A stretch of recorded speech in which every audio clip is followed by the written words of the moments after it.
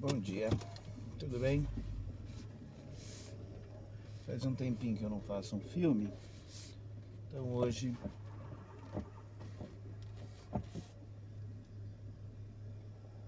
resolvi dar uma limpada aqui para falar um pouquinho, para falar sozinho mais um pouco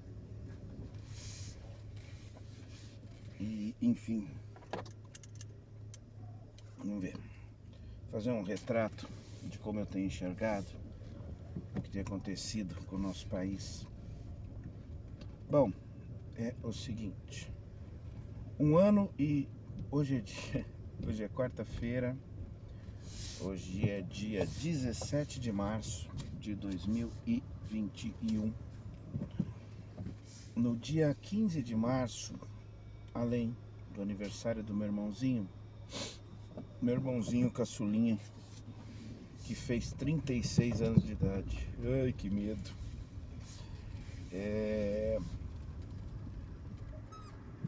Um beijo, fofo.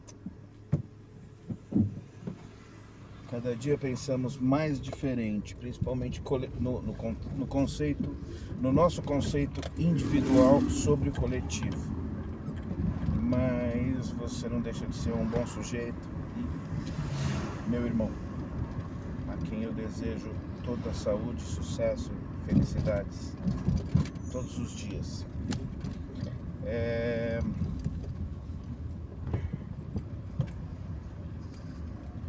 Hoje, no dia 15 de março do ano passado, foi um dia além do aniversário do meu irmão. Foi um dia que eu não sabia que seria tão marcante assim. O Márcio veio para o Brasil, deliciosamente no dia 9 de março nós o pegamos lá no Rio de Janeiro. Passamos uma noite e um dia juntos, vindo do Rio, curtindo uma piscininha, passamos por Paraty, almoçamos na praia, foi delicioso tudo isso. No domingo seguinte era o aniversário dele, dia 15, queimamos uma carninha lá no Mauro, curtimos violão, vida, tudo que segue, tudo de bom. Boa música e bons papos. Beleza? Beleza. No dia 16 de março, segunda-feira, entrou efetivamente em vigor o lockdown. A única vez em que existiu algo parecido com um lockdown aqui em São Paulo. E o objetivo era controlar a disseminação do vírus da Covid-19, controlar o acesso das pessoas para tentar minimizar. E foi um lockdown bastante bem sucedido. Os meses seguintes foram diminuindo isso. Logo na primeira semana do lockdown já se ouviram os primeiros gritos de mentecaptos, que hoje eu compreendo e perdoo. Os mentecaptos do início do lockdown do ano passado não faziam a menor ideia do que se tratava. Pela incapacidade intelectual, lógico, eles não entenderam. Então, ok, beleza. Me lembro que começaram a aparecer carreatas em Santa Catarina. Uma coisa interessante, esses dias eu ouvi essa frase. Aqueles belos carrões o mais barato de 50 mil reais, clamando pelo direito de trabalhar. Não, eles não estavam clamando pelo direito de trabalhar. Eles estavam clamando pelo direito de colocarem os seus escravos para trabalhar. Mas deixa isso para lá. Eu não acho que todo empregado seja um escravo. E eu não acho que o capitalismo é o bicho-papão maldosão. Uma outra hora eu explico isso com mais tranquilidade. Sei que, após esses primeiros momentos, com um resultado positivo, passamos por 2 ou 3 meses de uma coisa mais pesada. O lockdown ainda fazia sentido. Eu me lembro que do dia 16 de março até o último dia que eu fiz um Uber, que foi aproximadamente lá para junho, meio de junho mais ou menos. O último dia que eu fiz um Uber ainda era muito ruim. Havia dias em que eu não fazia um faturamento bruto de R$ 30. Houve dias em que eu cheguei em casa de um dia trabalhado, de 5 da manhã até 3, 4 da tarde, com 25, R$ 30 no bolso. Foi efetivamente apavorante, mas eu não quero falar de mim especificamente nesse conceito do que eu estou falando. Aliás, deixa eu fechar os vidros, porque é possível que não dê para me ouvir direito, né? Então, os números foram melhorando, as curvas foram descendo, as restrições foram afrouxando. Eu estou falando do meu dia a dia, do que eu via. E depois disso, eu fiz aquele períodozinho de entrega de comida do Rappi. Eu fiz aquela tentativa de, com a Palio Weekend, fazer um dinheirinho com fretes, com transporte. Cheguei a me inscrever em algumas modalidades aí de entrega. E depois, enfim, veio o trabalho e ainda bem para salvar minha vida, porque eu não estava em condição de absolutamente forma alguma conseguir me sustentar com o meu trabalho naquela época. Mas enfim, foi se afrouxando, percebemos a gravidade, fomos entendendo, fomos estudando, fomos sabendo o que estava vindo, né? E houve um relativo sucesso em relação a isso. Então posso dizer que entre agosto, setembro e outubro a gente sentiu a diferença e as coisas foram reabrindo, escritórios foram reabrindo, sempre com a recomendação dos cuidados. Quem tinha juízo sempre teve a recomendação dos cuidados, tá? Então não teve um restaurante, uma loja, um mercado que eu entrei que não houvesse controle, que não houvesse a preocupação de não haver contágio. E eu falo com tranquilidade, eu saí todos os dias da pandemia. Provavelmente não houve nenhum dia em que eu não saí de casa para trabalhar, para tentar alguma coisa. Então, assim, eu quis só dar um retrato básico em relação a isso, porque o que aconteceu depois disso? Depois disso começaram a vir aí para outubro, novembro, as primeiras conversas de vacina, as primeiras conversas efetivas sobre resultados, sobre o que o mundo estava fazendo, sobre como a gente estava tentando trabalhar aquilo, mundo, Brasil e tudo mais. O Brasil foi um horror nisso tudo. Soube-se depois que em setembro do ano passado houve uma oferta bastante tranquila de 70 milhões de doses ao senhor presidente da República. Eu não quero falar o nome agora, mas como eu não falo o nome, parece que é proibido chamar um genocida de presidente, ou quer dizer, um presidente de genocida, enfim.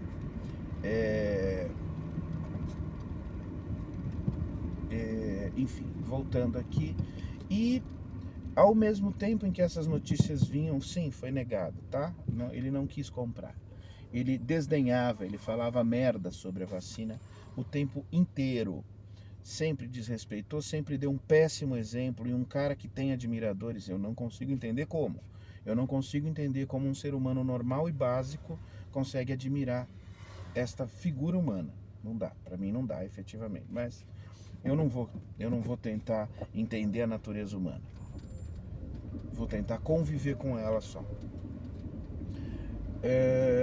E aí houve a virada de chave de novo. Porque em 16 de março houve uma virada, uma ruptura, houve uma guinada comportamental no Brasil. Nossa, deixa pra lá. Uma coisa estranha que aconteceu ali. Um ônibus fechando um carro e o carro não parava. Quase que o ônibus passou em cima do carro, mas enfim.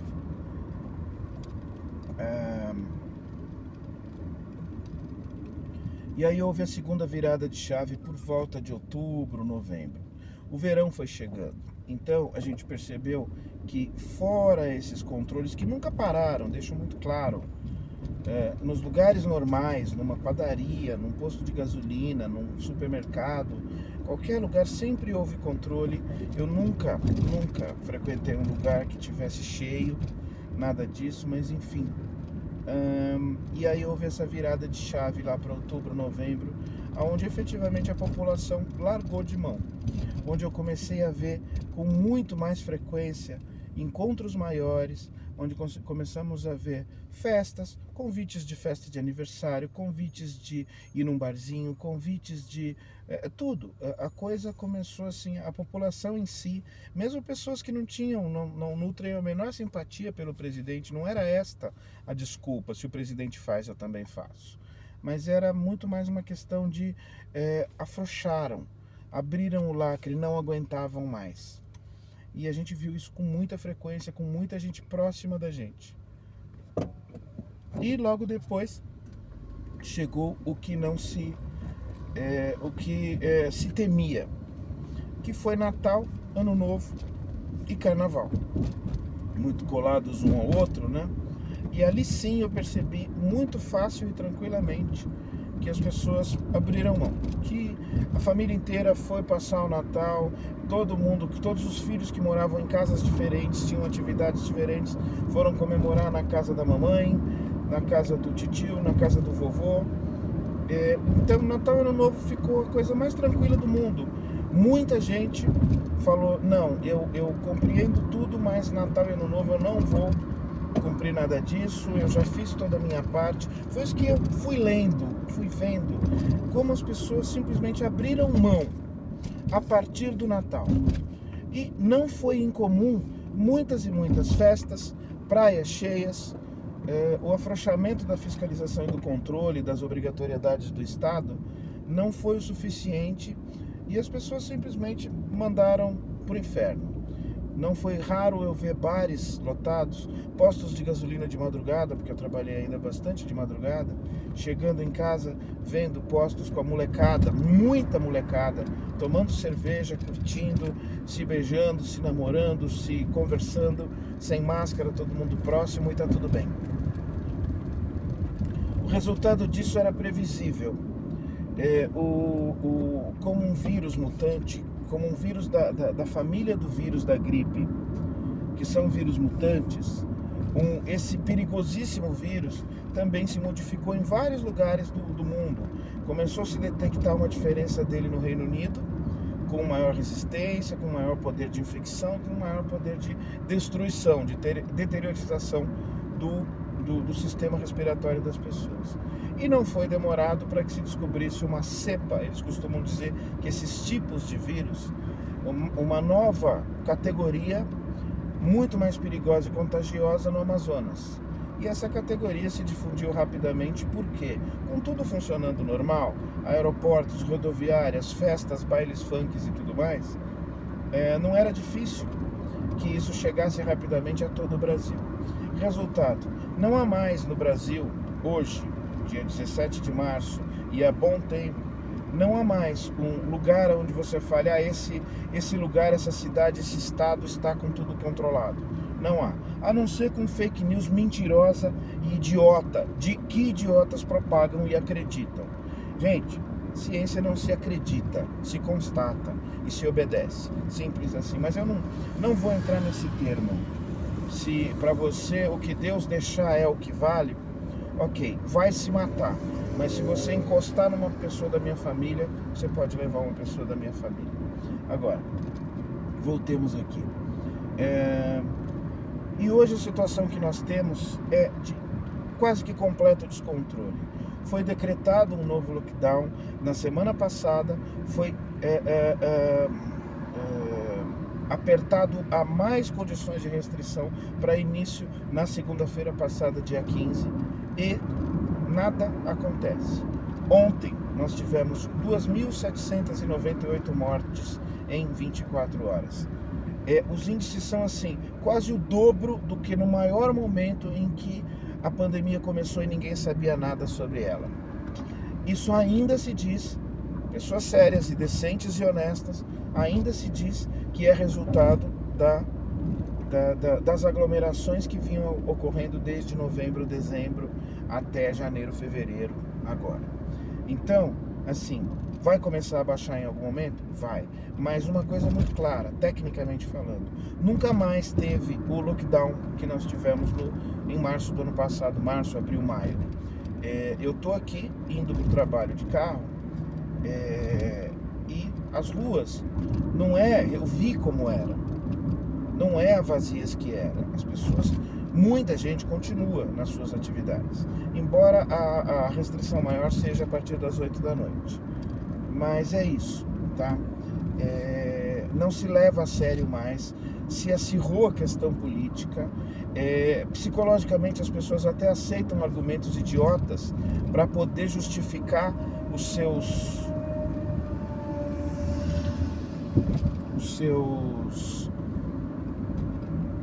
puladas suas ignoradas em relação às regras e ao que a gente tem que se prevenir. Então é assim que estamos, no pior momento, onde está fazendo mais vítima.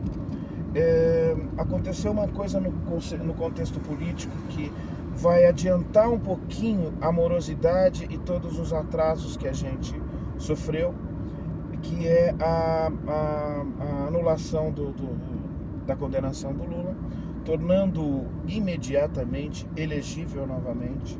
Eu acho uma pena a gente ter soluções de passado, mas eu já disse isso, Satanás contra este presidente, eu vou votar no Satanás, não tenho a menor dúvida, porque não se trata só de uma cabeça fascista, autoritária, ditatorial e burra, se trata de ser burra, e esse é o problema, entendeu? Não se trata de simplesmente ideologia, ele pensa coisas diferentes da minha. Se trata dele e da sua equipe serem pessoas incapazes de conduzir um país em situações normais. Normais, tá? É isso. Não se trata de a pandemia fez... Não, a pandemia potencializou essa incompetência, essa incapacidade e essa desumanidade quase que incompreensível para mim e para muita gente. Mas eu não desprezo o poderio populista que esse cara representa. Por quê? Porque ele representa a cabeça de milhões de pessoas que medianamente pensam igual ele. Essas pessoas se sentem representadas porque elas acham normal o contexto de bandido bom é bandido morto, o contexto de o problema é o Lula, o comunismo, o globalismo, e é isso. Isso é incapacidade intelectual. Então eu não vou continuar daqui. Qualquer coisa seria menos ruim do que isso, porque a incapacidade gera muito mais barbaridade, tomadas de decisão ruim. Por que eu estava falando do Lula? Porque imediatamente após isso, o governo como um todo, o clã do poder, que é o pai e os 3 filhos e pessoas próximas, mudou o discurso e começou a falar mais sobre vacina, mais sobre soluções, começou a falar até em trocar o ministro da saúde, que nunca foi ministro, que é um bonequinho, uma marionete. Colocou um cardiologista lá, direitista, extremista e tudo mais, só que em discursos anteriores, o novo ministro assumiu ontem, ele, antes dessa indicação, deste contexto político, ele tinha discurso de apoio ao isolamento social, de desapoio ou condenação ao tratamento precoce. O que é tratamento precoce? É um termo, um jargão que o governo pegou para poder tentar passar todos esses milhões de comprimidos de cloroquina, que todo mundo sabe que nunca vai resolver nada, e associar a isso a tal da ivermectina, que é o remédio para piolho, e mais alguma outra coisinha. E, enfim, foi uma pessoa que, como médico, ele nunca apoiou essas questões básicas, que são a luta do governo Bolsonaro. Ao ser indicado ontem, o primeiro discurso, a primeira conversa, a primeira explanação dele já ocupando a cadeira foi de que a cloroquina não é uma... tem que se entender direito, tem que saber melhor, ou seja, ensaboadaço, que eu acho até que era uma questão de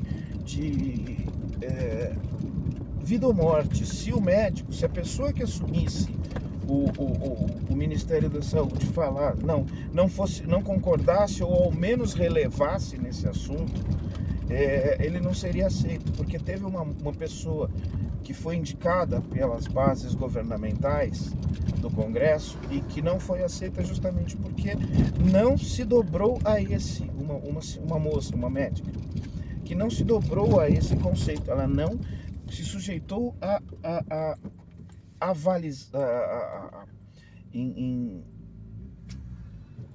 em concordar com essa questão de que esse tal remédio, esse tal tratamento pode ser eficaz. Então ontem esse médico que anteriormente, sem ligação política, se dizia contra esse tratamento, ontem ele disse que não, isso tem que verificar melhor. Ou seja, tirou o corpo fora. E se disse apenas um executor das ordens da política praticada pelo presidente. Ou seja, vamos lá. Traduzindo tudo isso, por que a mudança se não houve nenhum atrito? Porque pressão. Pressão mesmo das linhas que apoiam o presidente na sua governabilidade. Tá demais, os recordes são batidos dia a dia de mortes, internações e infecções, e foi-se exigido que o presidente fizesse alguma coisa. Foi colocada a cabeça do Pazuello, do general ministro, numa bandeja. Por quê? Porque é muito mais fácil. Ele assume, ele é a pasta, ele assina. Se alguma coisa for acusada, se alguma acusação for feita, principalmente na frágil questão do Amazonas, que é claro e evidente a participação no governo para piora da situação, então você já tem lá a pessoa, tira o meu da reta, como provavelmente pensa o presidente, mas eu não sou capaz de entrar na cabeça dessa pessoa porque eu morreria infeccionado. E essa pessoa saiu, você coloca um médico, a outra médica que não aceitou, também uma médica, uma pessoa de boa formação técnica, e agora coloca este médico. Então foi alguma coisa meio assim, pronto, agora vocês não podem me encher o saco, tem um médico lá. Então a questão do médico que aceita isso é muito clara, ou rasga o diploma e aceita questões ideológicas, questões de achismo, ou seja, de repente no Brasil, um presidente da República formado em administração de empresa, sabe-se lá como, afirma claramente que cloroquina e ivermectina curam. E pronto, o médico que trabalhar para ele tem que concordar com isso, rasga o diploma e foda-se. Agora, o tiro saiu pela culatra se for assim. Mas eu ainda tenho uma mínima esperança. Pode ser simplesmente algo como, eu aceito, finjo, falo dessa forma, mas nunca faço nada para isso continuar. Não sei. Pode ser uma fantasia, apenas um desejo do coração da fada do dente? Pode. Mas eu prefiro acreditar nisso. Se entrou lá para continuar a merda que tava, não precisava ter entrado nem o anterior. Se a política é do presidente, se quem define é ele, se quem toma as decisões sempre será ele, não existe nada mais. Existe o que existe. E pronto, acabou, né? Bom, gente, foi longo. Eu tô chegando aqui no estacionamento. Hoje eu vou fazer algumas horinhas só lá na empresa. Vou imprimir algumas coisas, vou gerar algumas coisinhas. Ô, gente boa. Bacana, hein? E depois eu vou voltar para casa. Se eu conseguir cumprir essa meta, porque é possível que também haja necessidade de eu ir para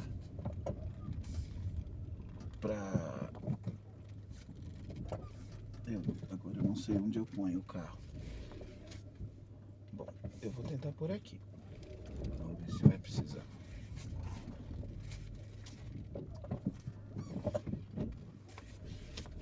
Se ninguém falar comigo, eu vou escolher um lugarzinho aqui.